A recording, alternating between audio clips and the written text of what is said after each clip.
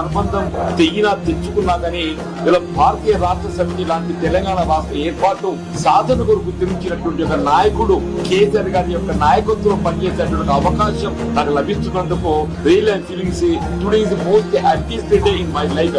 నేను కేసీఆర్ గారి తరఫున పార్టీలోకి ఆహ్వానించడానికి ఇక్కడికి వచ్చినాం. వారు సానుకూలంగా స్పందించారు. మాకు కేసీఆర్ గారితో నాకు వ్యక్తిగతంగా కూడా చాలా అనుబంధం ఉంది. కానీ మీరందరూ వచ్చారు, ఆహ్వానించారు, సంతోషం. కానీ ఒకసారి నేను కేసీఆర్ గారిని కూడా కలిసి ఈ రాబోయే 2-3 రోజుల్లో నేను నా నిర్ణయం తప్పకుండా చెప్తానని చెప్పి జీవన్ రెడ్డి గారు చెప్పారు. చాలా సంతోషం.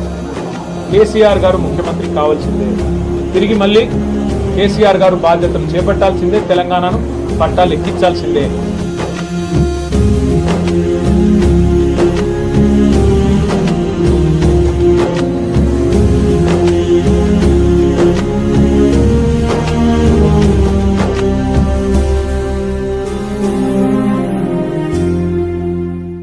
ఇవాళ ఒక విధంగా ఏమనిపిస్తుంది, కాంగ్రెస్ పార్టీతో అనుబంధం తెగినా తెచ్చుకున్నా కానీ ఇలా భారతీయ రాష్ట్ర సమితి లాంటి తెలంగాణ రాష్ట్ర ఏర్పాటు సాధన కొరకు ఉద్యమించినటువంటి ఒక నాయకుడు కేసీఆర్ గారి యొక్క నాయకత్వంలో పనిచేసేటువంటి ఒక అవకాశం నాకు లభిస్తున్నందుకు real and feelings today is the most happiest day in my life.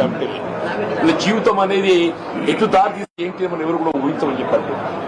ఉమ్మడి కరీంనగర్ జిల్లానే కాదు, తెలంగాణ రాష్ట్రం యావత్తులో కూడా జీవన్ రెడ్డి లాంటి ఒక నాయకుడు కాంగ్రెస్ పార్టీ నుండి దూరం అవుతారని చెప్పి ఎవరు కూడా ఊహించలేదు చెప్పండి. దానికి కారణాలు కూడా మీరు ఊహించి ఉంటారని చెప్పండి. గత 20 మాసాలకి నేను ఏదైతే అంటే ఎదుర్కొంటున్నటువంటి ఒక మానసిక క్షోభ, రాజకీయ పరిస్థితులు అన్ని కూడా తట్టుకొని నిలబడ్డని చెప్పండి.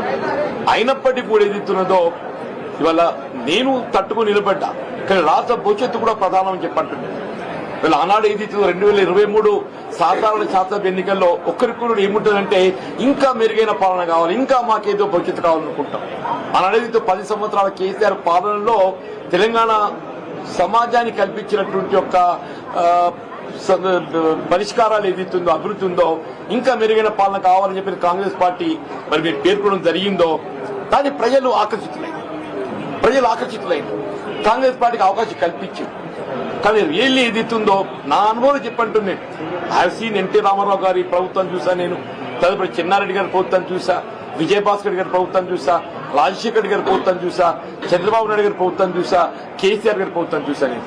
కానీ ఈ 2 సంవత్సరాల కాలంలోనే ఇవాళ అంటే 10 సంవత్సరాల్లో సాధించినటువంటి అభివృద్ధి సంక్షేమ ఫలాలు తిరోగమన దిశగా చెప్పండి.